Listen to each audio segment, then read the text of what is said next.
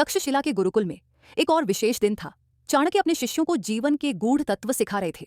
तभी एक शिष्य नारायण, जो बहुत ही मेहनती और धन अर्जन में रुचि रखने वाला था, चाणक्य के पास आया।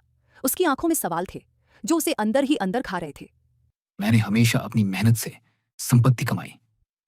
मेरे पास घर, खेत और सोने चांदी की पूरी थाली है, पर फिर भी मुझे लगता है कि मैं कभी संतुष्ट नहीं हो पाता। मैं जानना चाहता हूं कि यह संपत्ति मेरे लिए क्या है। चाणक्य ने गहरे सोचते हुए उत्तर दिया। वत्स, तुम्हारी शंका सही है। यह धन और संपत्ति जिनकी तुम इतनी मेहनत से कामना करते हो, वह स्थायी नहीं है। यह एक दिन तुम्हारे हाथों से फिसल जाएगा और एक दिन तुम्हें यह छोड़कर जाना ही होगा। तुम्हारा शरीर और श्वास भी अस्थायी है, परंतु जो तुम्हारे भीतर की सत्यता है, तुम्हारा पुण्य और ज्ञान, वह हमेशा के लिए तुम्हारे साथ रहेगा। लक्ष्मीश्चला प्राणश्चले जीवित मंदिरे, चला चले च संसारे धर्म एको ही निश्चलः।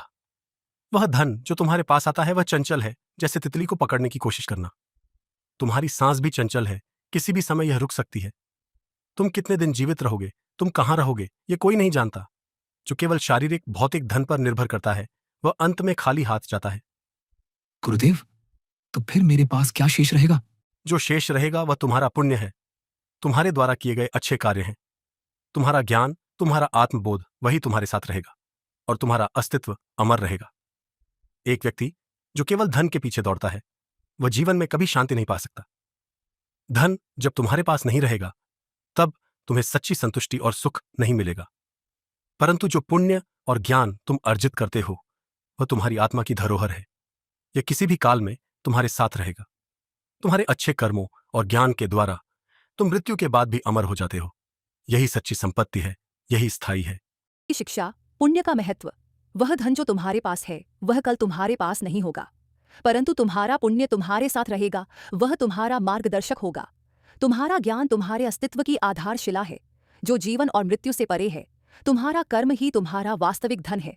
उस पुण्य को अर्जित करो जो तुम्हारी आत्मा को शुद्ध और मुक्त करता है। नारायण ने गहरे ध्यान में डूबते हुए इस उपदेश को आत्मसात किया।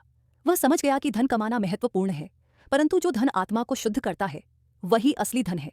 वह अब संतुष्ट था, क्योंकि उसने समझ लिया था कि जीवन का असली उद्देश्य है ज्ञान, पुण्य और आत्मा की शांति।